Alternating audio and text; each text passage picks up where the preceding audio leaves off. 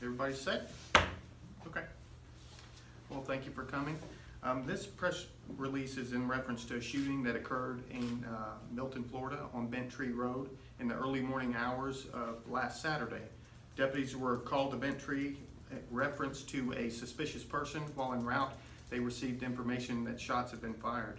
When they arrived on scene, they made contact with the victim, who suffered a chest wound from a high-powered rifle. He was later pronounced deceased. The state attorney also responded to that scene and are currently, we don't think charges are pending at this time, but that's going to be their call, and they're looking at it as possibly a stand your ground incident at this time. Any questions from that one? Mr. Marlowe, anybody? No, so pretty much this was a guy basically defending his property.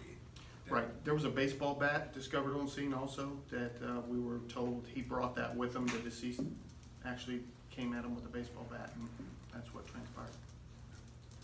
Do you have can you identify the sheriff, the deceased, and the attacker? The deceased is Marcus Mullenix, a 39-year-old white male, and we had first contact with him back in 2010. He's been a off and on resident for Santa Rosa County since 2010, and yeah, I think he's listed as homeless, if I'm correct, on this last one.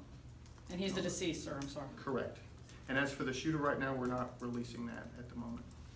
Do you know who that is? Yes, we do. Okay. Yes, we do. And we're gonna, it depends on the state attorney, we're gonna let them look through all the evidence and decide, and if at that time, once they make a ruling, we'll put out a press release regarding that as well. Do you suspect any drugs were involved, or a drug deal gone bad or anything? No, we don't. Well, the deceased had drugs on him at the time, but we don't think it had anything to do with the drug deal at all. There's no evidence to support that.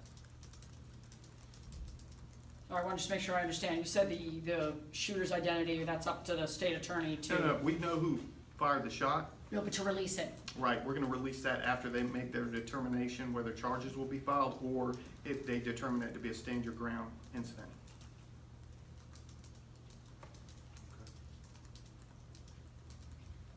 Do you know the circumstances leading up to the shooting? Well, it came into us as a suspicious person. There was somebody on this individual's porch, so he called us. Okay. And while we were responding to it, that's when shots were fired prior to our arrival. And then when they did arrive, they found the subject with a chest wound.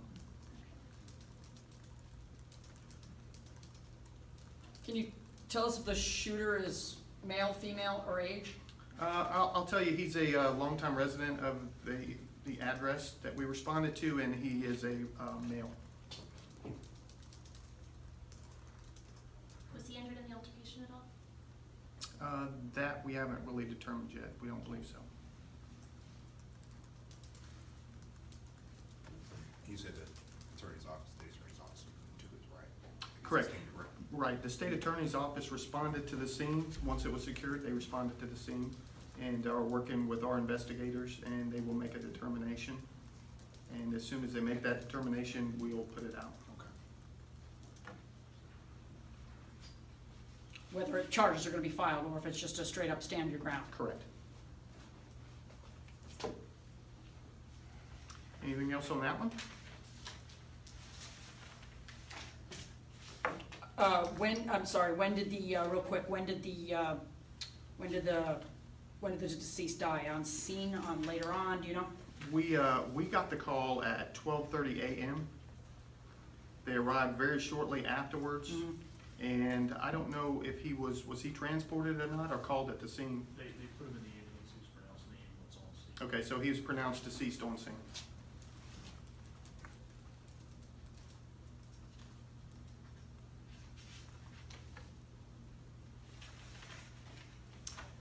Ready for the next one? This will be the fun one. Okay, I'm gonna pull this one. All right, guys, you can bring them up. Are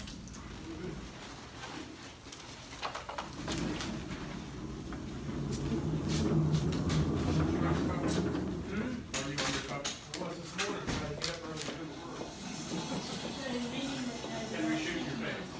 I'm not gonna speak here. You can shoot your face.